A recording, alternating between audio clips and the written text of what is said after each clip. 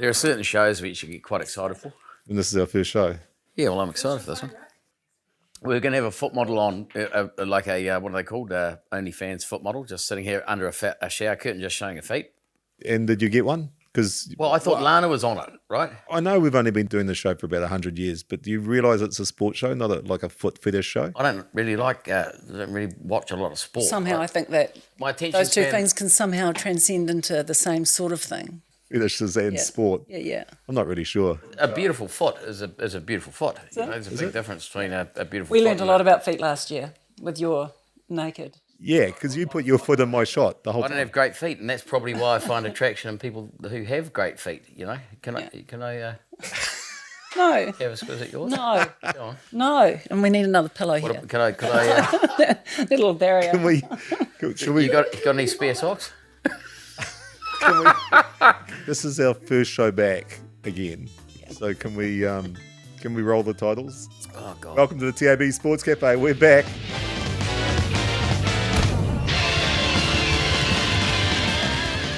G'day and welcome back to the Sportscafe. It's about time you got here.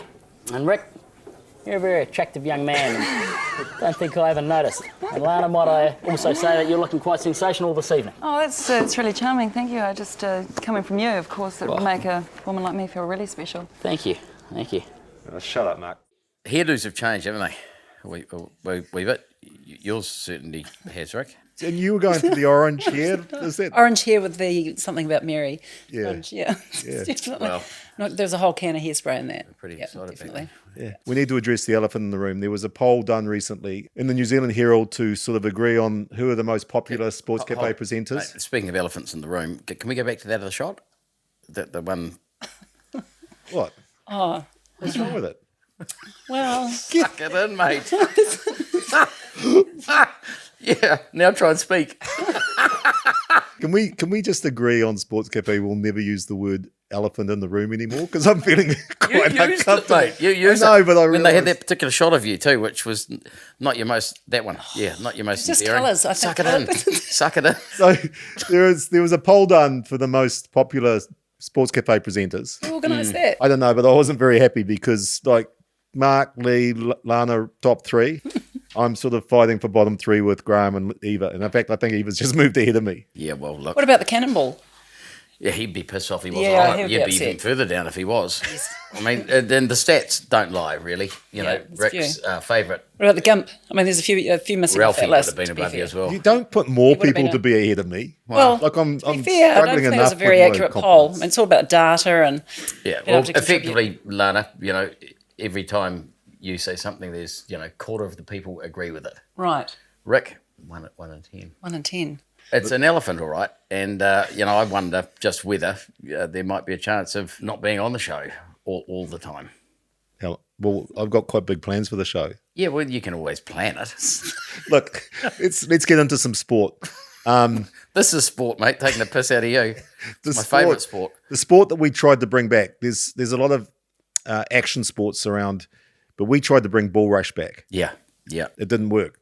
Well, no, there was, you know, the edgy fraternity that said that it was probably not PC. the best thing for children to be playing. Yeah. Bull Rush was a great sport. Maybe you could have an R18 on Bull Rush. Bull Rush was so good, wasn't it? Well, let's- 'Cause, I mean, it gave you a chance to pick somebody that you really didn't like and work them over. Yeah. And which is, you know, that's the schoolyard. And then it also gave you an opportunity, if you had 4 or 5 people who came in, to pick one person and monster them. Right. Did you ever monster anyone? Well, not legally, no, but, you know, often from behind. Swinging arms and bull rush, those sort of things were. Let's look back at when we tried to bring bull rush back. What sport was banned and thus ruined the New Zealand sporting psyche? Bull rush. Correct. The violent runner game that was banned in school so many years ago. It seems all that is going to change. Well, we're kind of like the Freemasons in a way. There's certain codes of silence. You can't talk about it. Certainly not. First rule is you don't talk about bull rush. What's the second rule? You don't talk to anyone about bull rush. Is there a third one? Yeah. No shoes. Shoes. Word on the street is that you are the man behind it. Well, I suppose it all started back in primary school. Hukanui, Hamilton East, got banned. And after that we had to go underground.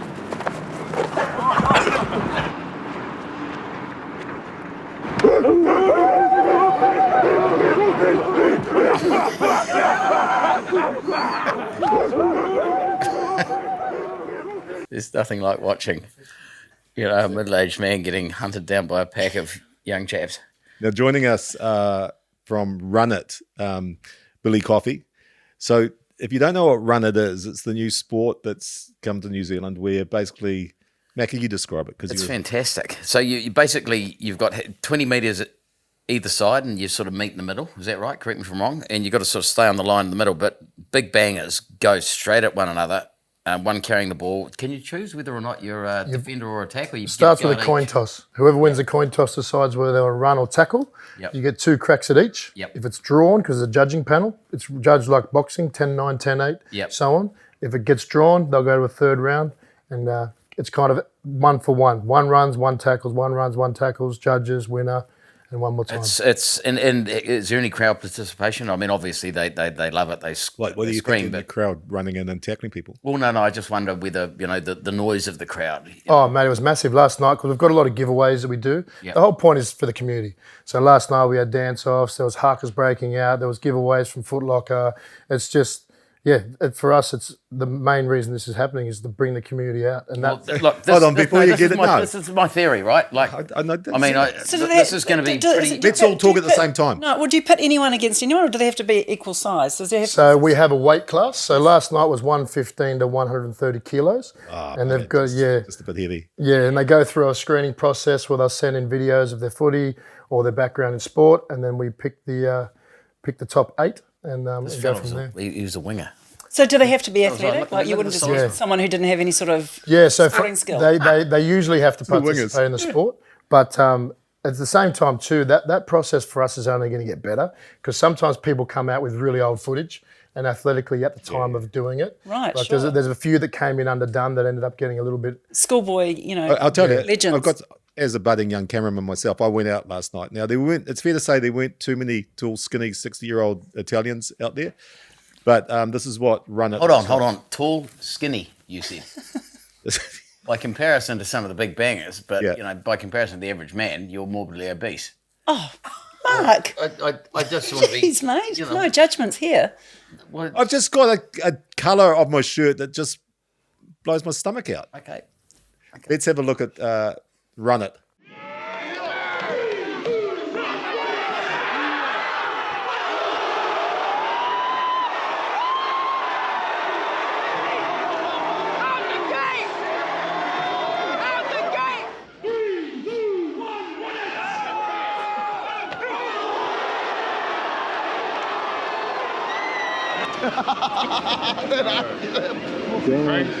That was bad. That was crazy. That's good. Love it. I love New Zealand, first off. It's been a lot of hospitality, a lot of love. But what I love more than that is the action on this freaking field right now. But these boys is running it. We've had 2 back-to-back. Where are you going? I'm grabbing a beer, mate. Yeah, but you can't just... We're just coming back to the... Bloody well can. So... Just to be really clear, the idea is to knock someone out. That's it. Incorrect. That's incorrect. Sorry. So it's not to knock someone out. No. You're trying to upskill people so that they learn how to tackle correctly. The first guy in that was an American, and he led with the head, as Americans do with their helmets on. Yeah. And the second guy, he got his feet timing wrong, tucked his shoulder in too much, head went straight to the elbow. So they were our... Did you show any of the good ones after that? Cool. So those 2 there were poor timing, poor technique. Yep. And that'll come down to the screening process. Right. And but our idea is to win the collision, belly button to shoulder, get your head in the right spot. And I hope you show the footage of the good hit later on, which will just class it perfectly. And there's actually taking the space as well. So you want to get as fast out of the blocks as possible. If you win the collision, you get a 10-9. If the collision's equal, the person who took the most space will win the points.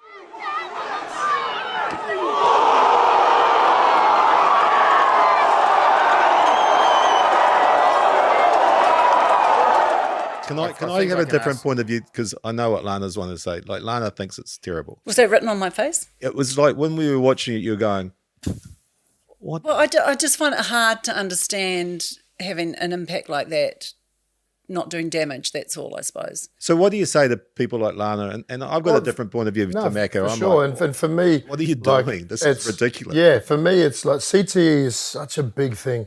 And Marc Hunt's one of my closest mates, and he deals with it daily. So I'm brought in because when I see someone drop to the ground, I'm not the guy that chahoo's about it. Like that really, I straight away think about, what if that's my son? What if that's my family? Yeah, but they're only going to get knocked out once, right? Exactly. Because you work out really quickly. But once is enough. What No, this? it's Can not, I mate. finish? How many times have you been knocked out? A lot. Yeah, so have I, right? And we're still very cognitive.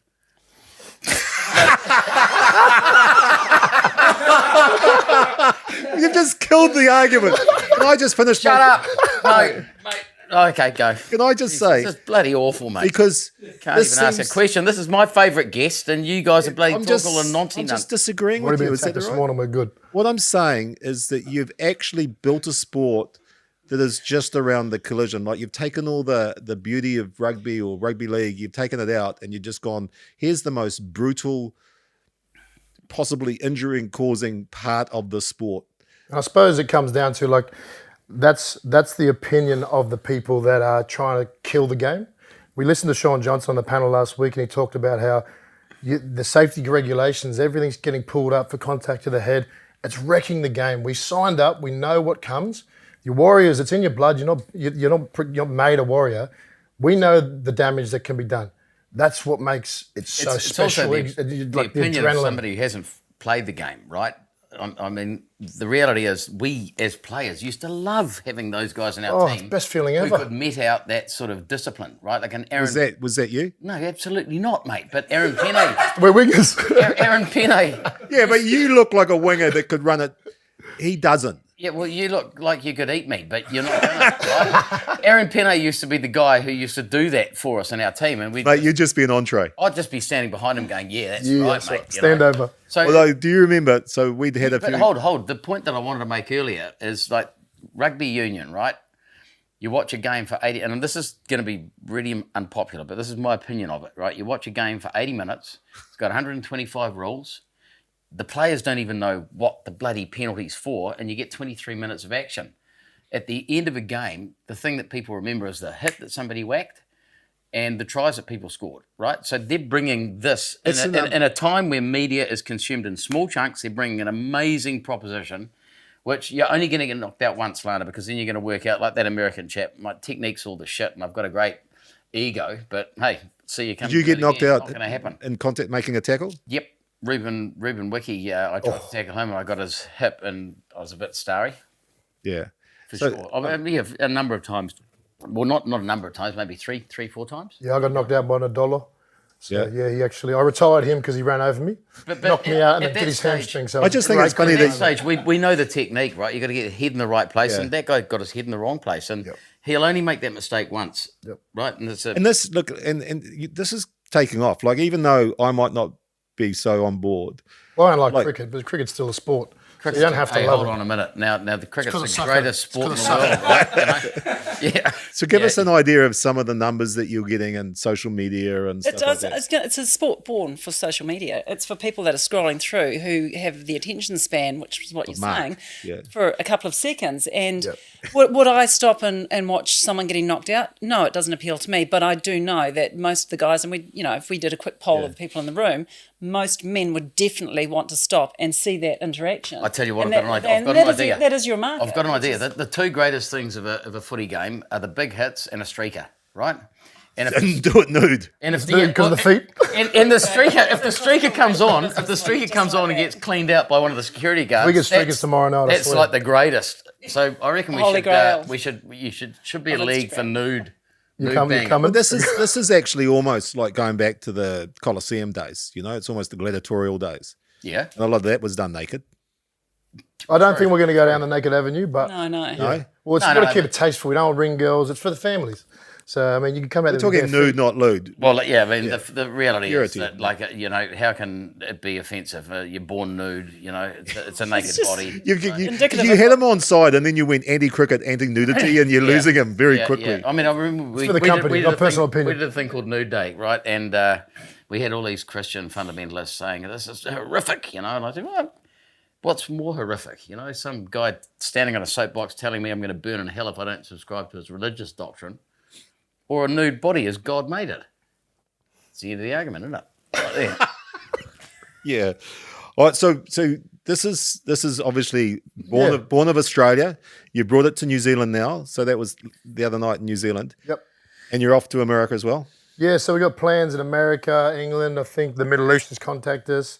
Born from a guy in Melbourne. A guy named Steve. Doesn't like to be in the limelight. He wants to be the little hidden ninja. He just loves the community that this is creating. So that's why I'm here to front run it. Mate, this will be as big as UFC, right? I think we're at because 50. we all go with our footy as league tougher as rugby. I think probably rugby's going to have more of an effect here because they're bigger guys. League are all sort of 110s, you know, but the rugby's you're getting 140s. And the Americans have always called us out saying that we're soft. Yeah. Now they get to put their money where their mouth. I tell you where the big money's going to be, and I tell you who's going to win it. Is a bloody Japanese sumo, mate. Yeah, those guys are like, and they can run, and they're trained, and the strength of them is nothing I've ever seen before. I had a wrestle with a guy who's like an 18-year-old who's 130 kilos. You did? Yeah, it didn't go so well, but just the enormity of the strength. You didn't wear the pants, that's why. What's that? You forgot to put the sash on. Oh yeah, I thought you were saying, I thought you were saying I was the boss. I wasn't wearing the pants. I tried to, you know. I just got slapped unmercifully. No, Billy, you've got to head Usually off I pay and for that, do some coaching. I mean, there's a lot of work and technique and stuff, obviously, to do two things. One is to prevent injury, and the second part is to win. So all the best for whatever. I'm not sure if Lana will be watching, but I know Macca will be. Oh, mate, I'm all over it. You're commentating with me in the final. Done. Yeah, I'll be there. And while Macca sort of tries to get a new job, we're going to look back at the Lions tour. It's better than this, mate. We're going to look back at the Lions tour when they came to New Zealand, because obviously the big sporting event this year is the Lions in Australia. Just one. Excuse me, fellas, the media, just before we leave. We've had a great tour, we've had a lot of fun. Steve, yeah. But on a more serious note, my Casio dictaphone went missing from the last Lions press conference. It was a JK467. I'm sure you're familiar with that type of dictaphone. Basically, no one leaves this room really until someone owns up to that. We don't want to make a big issue. We just want to clear it up. Paul, was it you? I'm looking at you, Paul. But I'm prepared to sit here as long as it takes to get it back, with the batteries included. I think this was funny, do you, Colin? Perhaps you'd like to share the joke with everyone else in the room? No, I don't think so. Excited about it. Leon, that guy Young, Goat Farmer magazine. Fullback and first five in a way are similar positions, positionally wise and mentally. I'm always happy to cover first five. Fullback and first five are pretty similar positions. Thanks, mate. You need to build your confidence, and so we're giving him that opportunity. We think he had a pretty good test, particularly defensively. He worked really hard at the back. He covered a lot of ground. When he tackled hard. When he ran hard. And so we're just trying to give him some confidence at this level to keep progressing. He's a very good player. Rico, how's it going? You went to the doctor this morning. What's the latest on the head injury? What head injuries are that, my mate? My one. Yeah, not a lot of news on that, but yeah, not sure. Just get this ringing in there. Oh, it's gone now. Keep us informed if you hear anything from the doc. He hasn't got back to me.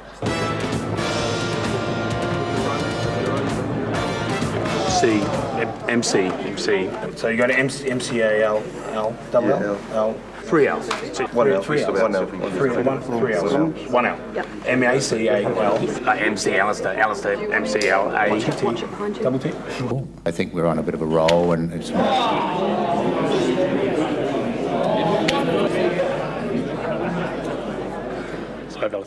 So that was the Lions 2005, and we've actually got one of the players from that team who's now a soccer team owner, Ali Williams. Hey team, how are we? Oh, welcome along. Oval balls to round balls. Holy mate. heck, look at all of us. Two decades in the flesh and eye, just like I that. think we've aged pretty gracefully, Yeah. though. I mean, you haven't changed one bit, really, have you? I put on about 20 kilos. Wow, I wasn't going to stay there. I knew Macca would go there. But holy heck. So you're enjoying and this? people still want to listen to you guys? No, they never did. And you guys just do it at your house? And Yeah, we it's just fucking magical. This is just for us. This is just for It's our just for us. We're big budget, mate. We do it at Rick's Lounge. No, we're not telling anyone whose house it is. Okay, fair enough. Okay. You know. Just down the viaduct here. Don't tell them where it is. Oh, sorry. We're in Invercargill. Invercargill, yeah, we're travelling. Yeah, mate, people in Invercargill don't sit there wearing fucking teal shirts and a teal chair, mate. You know, What is if going you on did with that, they'd pour petrol on you and light you, Yeah. and I'd fucking be the first guy not to extinguish you. Is that what someone's scaling up your tummy? It is, eh? It's a little... Oh, no, it looks like it's someone climbing up and climbing it. Hey. Seriously. Batman and Robin climbing your Climbing stomach. up his guts. Oh, mate, forget Hillary. All right. Okay. Can we? Yeah. So we've got the Auckland FC co-owner with us, Ali Williams. Oh, you're going to edit that bit out. Is that what's going to happen? No. He takes himself quite seriously these days. So Ali, how are you doing being involved in the soccer? I'm loving it. Yeah. It's definitely not as physical as that stuff you just had on. What did you think of? That's fucking madness. It is. That's crazy. You wouldn't do it. Well, No, mate, look at him. Stay to me, man. He's too long. He's too tall. You know? Mind you, a good tackle. I couldn't tackle, but I'd have to tackle low. But would you watch it if you were scrolling? I think that's where they've gone, right? Yeah. Like, the more and more where the world's going is attention spans are what? Like A little bit like a longer than net. yours and I's now, maybe a little bit shorter. Oh, yeah. And it's unbelievable. It's all just Instagram. I actually got sent a deck about 5 days ago, wanting to sponsor it or being involved with it and all that sort of stuff. And It's involved, mate. That's a banger. That's be a great investment. That would be a great investment. Like HRV. Hey? Like HRV was. Well, it worked for me. Yeah, that's what I'm saying. You reckon one of those? Yeah, HRV was HRV is a brilliant business. Oh, that's what I'm saying. That's what I'm saying. Exactly. I wasn't. We can't I be thought you were serious. taking the Every, piss. no, sir. You know, I don't know how to take you, mate. Can I go back? Neither do I. To Auckland FC? Like you're getting ready for you're 1-0 up in the semi-final. Yep. So did you go to the game on the weekend? Yeah, we went over there and watched it, and to get 1-0 was pretty impressive. So now we've got the other home league here on Saturday, 6 o'clock, I think it is. One of the things about Auckland FC that's blowing everyone away is the support. Like you're in your first year, but you've got people that deeply, deeply care, and they follow you everywhere. And I mean, is it surprising? I'll have another. Yeah, sure. Just ask the question.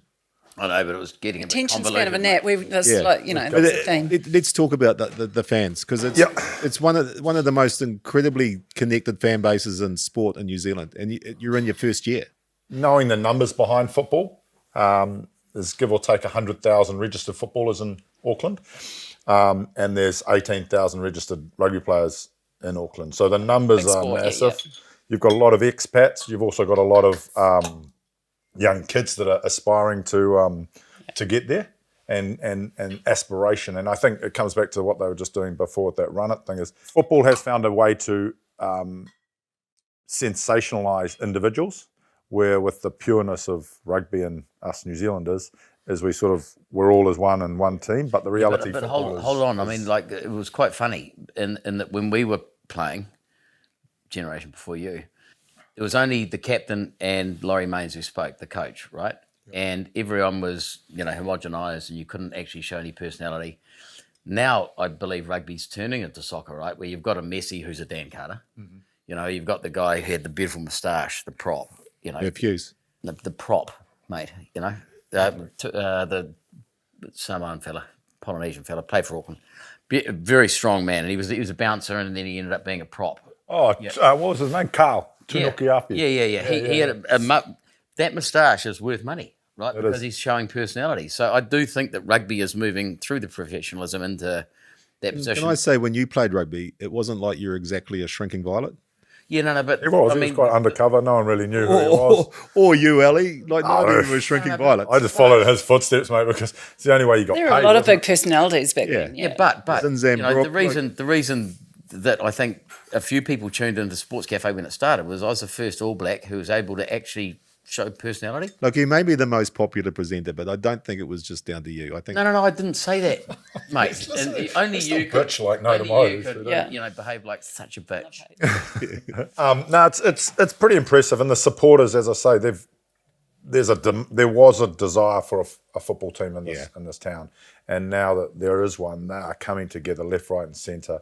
And you know, for us, it's about there's two sides of it. There's that actual sport is about community, having a sing song, having a bit of fun, but having a mutual respect. And that's what I really, really love about the Port, which is the name for the active supporters. But then one of the best part is after the game, they actually organise their own black bags and they actually clean up the stadium, or just their section of the stadium. They actually clean it up. Oh. It's really, really cool because they are the loudest and craziest fans that we've seen in New Zealand. You reckon you can go to Wellington to Island Bay, where the Italians frequent, without getting shivved? Do you reckon I could go there? Yeah. Why? Because of the Phoenix? Well, because of something, the Phoenix, and you know the Italians love. I mean, I'm drawing a lot of those. Sure, the whole country would be celebrating popular that. in Wellington. No, I just reckon that Island Bay might not be the place you'd want to go. Well, we can go anywhere really. We beat the Phoenix, right? So you know, one of the things I think that's one of the secrets that something that you've done incredibly well is in modern sport now, fans need to be connected. It's not enough to go down and passively watch an event.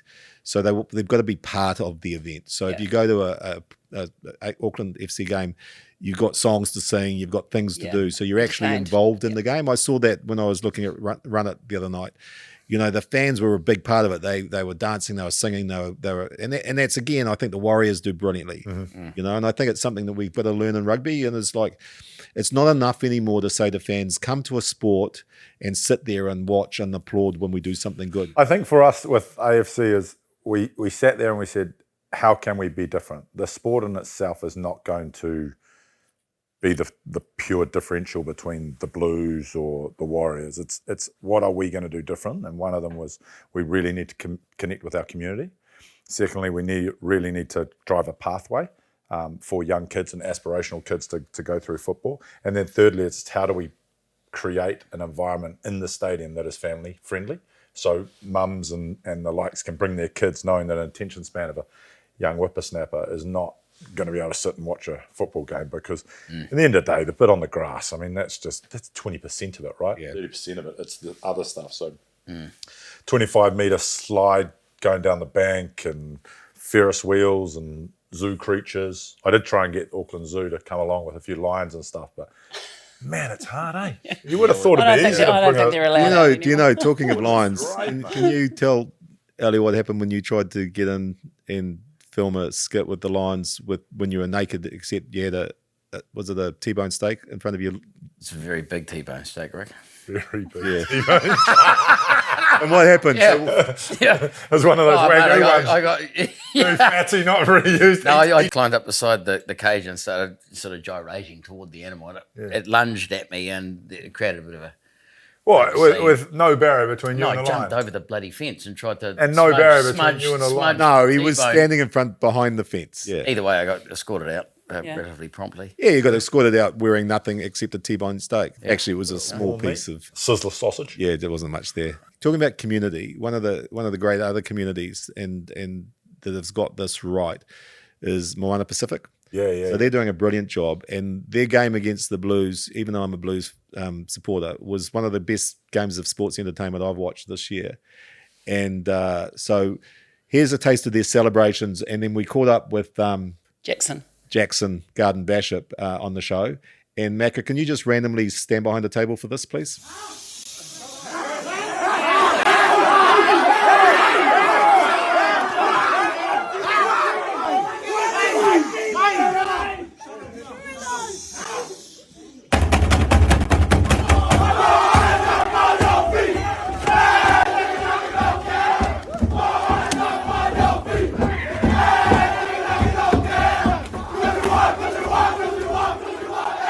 Jackson Garden Bishop. Hey, mate, how are you? I'm good, thank you. How are you guys going? Good, man. Good. How were the celebrations after that game? Yeah, I think you guys were just looking at it. They were very energetic. What's the challenge now? I mean, obviously that was a massive win over the Blues, but the job's not done. Yeah, that's exactly it. I mean, it's a huge win for us, an emotional win for us. But at the end of the day, it's only 4 points. So, we've got 2 more massive games. First off against the Chiefs, who are right up the top, paving the way this year. So, we got to go and do that all again. So, I suspect you got your tackling prowess off your mum because your old man didn't like to tackle. Yeah, no lessons from him in the backyard. that was a work on from me and Connor. We did that ourselves. I mean, your mum was an amazing rugby player. I remember watching her play for the Black Ferns. Just such an incredible inspiration for you. And then obviously your dad, playing for Otago and the All Blacks. I mean, it's one of the great rugby families, you guys. Yeah, it's something that we're very proud of. It's not talked about much, obviously, just because it is just family. It is just mum, it is just dad. Aaron and Nathan, just the cousins. So it's not really talked about as much, but I know that every one of us, when we sit back and think about it, we understand how incredible it is. And I know I'm super proud of everything that we've done as a whole family. Who was the big albino in the back of the shot there when the drums are being played? Oh, I don't want to speculate. I'd have to say Tom Savage though. Was it a player? Yeah, it looked like it. He looked in relatively decent shape, but he was a giant. Oh yeah, it's definitely Tom Savage. He's in great shape. Like I would be, for one, maybe contemplating questioning his Polynesian heritage. Yeah, great shape and white in our team is Tom Savage. Yeah, what's he like in the celebrations? Is his rhythm up there? Is he able to match it? He's an enthusiast, mate. He was jumping around with all he had. Oh, he's definitely up with it now. I know he enjoys it. I don't know how much practice he's had to do behind the scenes to sort of get up to speed. And you Ardie Severe, like one of your leaders, played possibly one of the greatest games an individual's ever played in Super Rugby. You had it on the head there. And he's been doing that sort of thing the whole season, his whole career really. But it's been phenomenal to just see him play so freely. Nice. We were talking earlier about initiations into teams. Any processes that you have to go through to become part of the team? Nah, there actually hasn't been in this group. You used to have to learn to sidestep pretty bloody well playing in Wellington because the Polynesian boys can whack. This new run it straight, who would you put up from the team? Oh, there's a few boys that like to run it straight here. Samisi, our number 8, he's been running it straight a few times on the field. Ponef Famusili, he hasn't been playing much for us, but I'm sure he'd love to have a crack at just running at someone. And what about on the defensive side? Oh, I think Pat Pellegrini or Will Havili would step up there, I reckon. One of the most astute men in terms of rugby creative thinking is Ginge Henderson. Bear with me.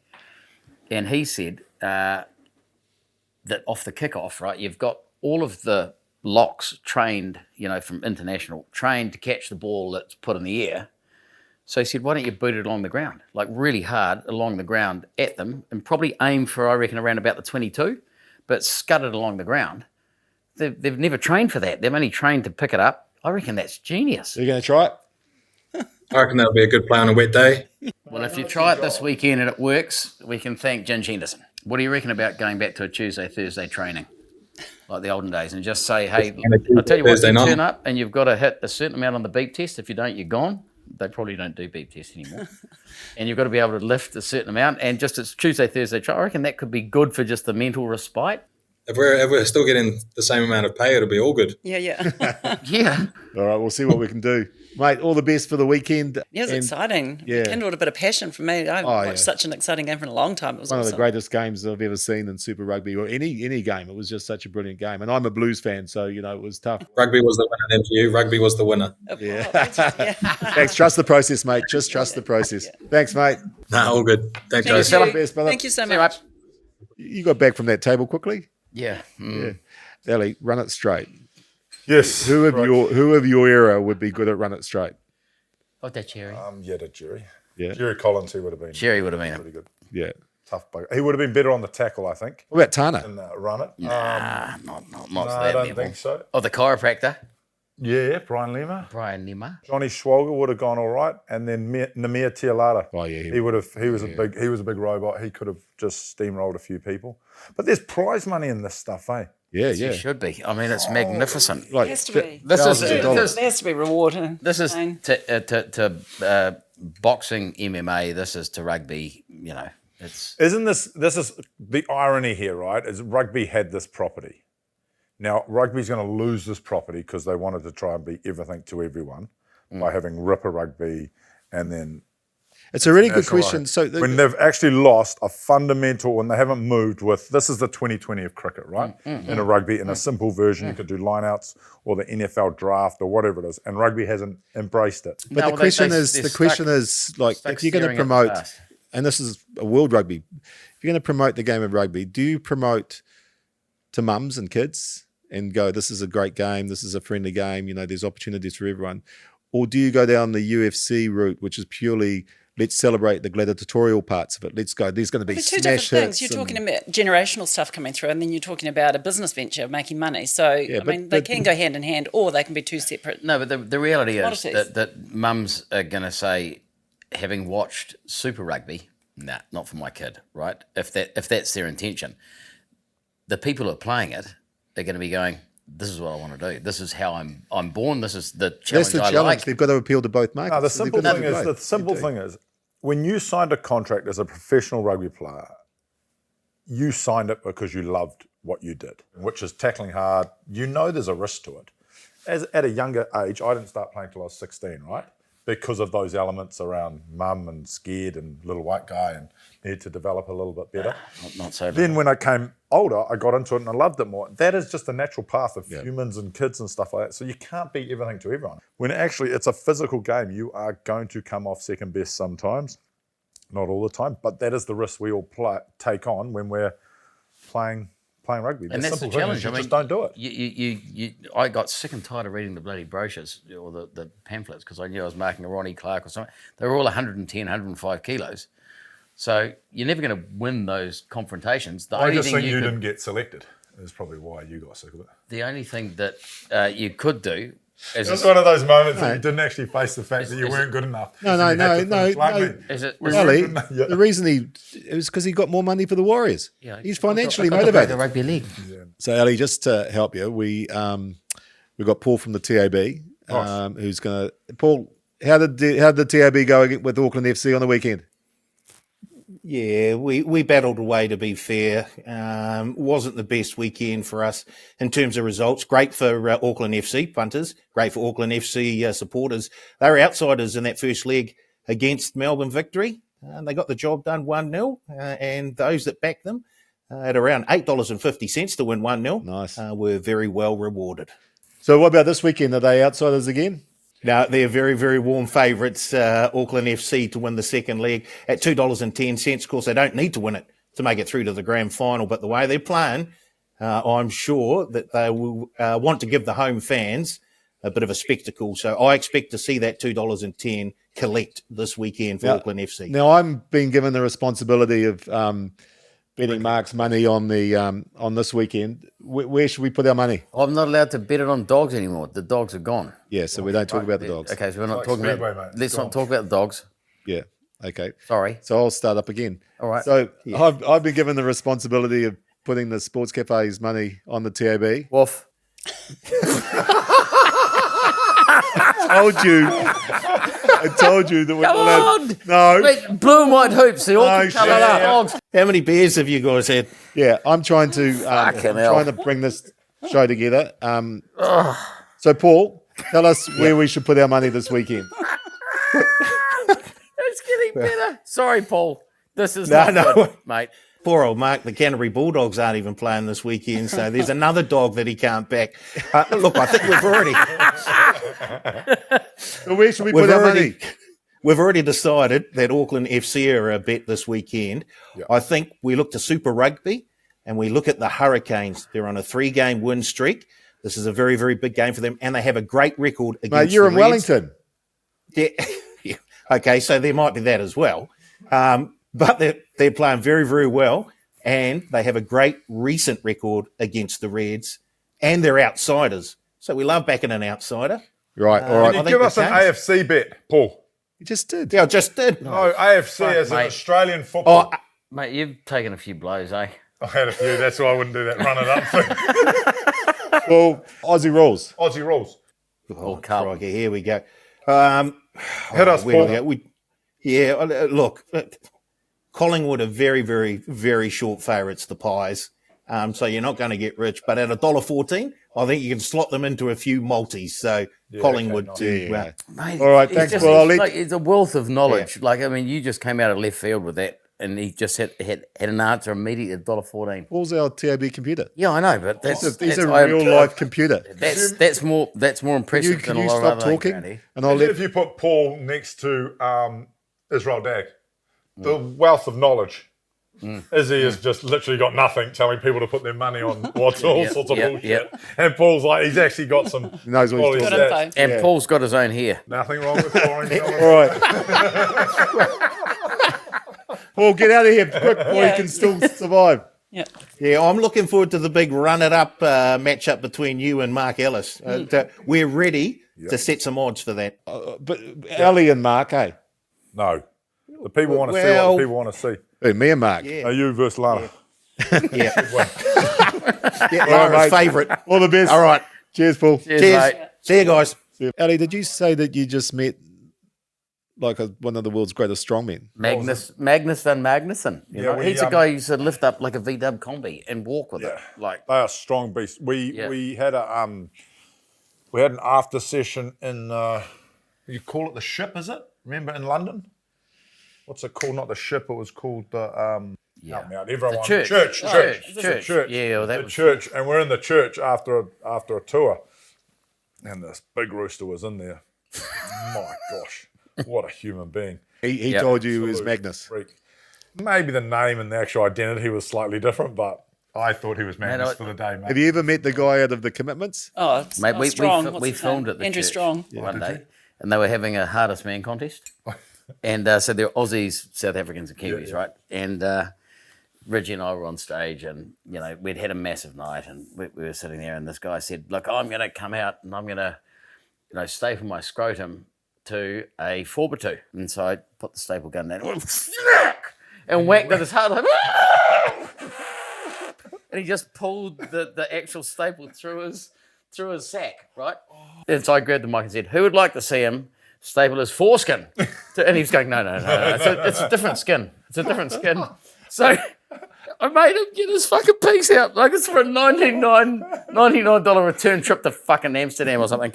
And he put his piece out and he looked me in the eye and I went, and he tried to pull it out and he couldn't. And so he just had to walk off stage. Sit down. I had a similar story. Yeah, please. We're in Japan. Yeah. And a friend of mine has two nuts. One's not original. One's not original. The other one is original. Yeah. So, how do you lose a nut? Let's go. Young. No, hey, we're trying to wrap up the show. Anyway, long story short, it comes out and it's sitting on the bench and speaking to a lovely young lady, and she looks at it and she goes, "What is going on here?" I said, "Whack it." So gets the thing, bang, whacks it with a beer bottle, and my mate's like, the guy next to her was trying to chat her up, and she's like, "Well, you want to go?" And so she makes him peel it out, puts his nuts in this little Japanese bar, and bang, whacked at this guy, dropped like a sack of shit, just boom. The lady's name will remain anonymous for the story, but it was one of the funniest things ever. Welcome to the first show. Cheerio. I just want to give an insight, Ali, to the way Macca. I mean, you know Macca, but this is the sort of stuff that he shares with me on Instagram. I'll talk through it. Can you just play this clip? This is the sort of stuff that I get from him. This is what makes him laugh. So this is just a young boy kicking the ball, and then a guy tries to kick it and falls over. That is awesome. This one's good, mate. This is the guy just driving. He gets stumped on all this white stuff, falls on him, and you look up, it's a giant seagull. What's going on here? Go back to that one. You got people in that. This is the guy, a naked guy, just into a glass wall. It doesn't matter how many times you watch it. And this is a little person who's wearing a sign that says minibar as he serves a drink.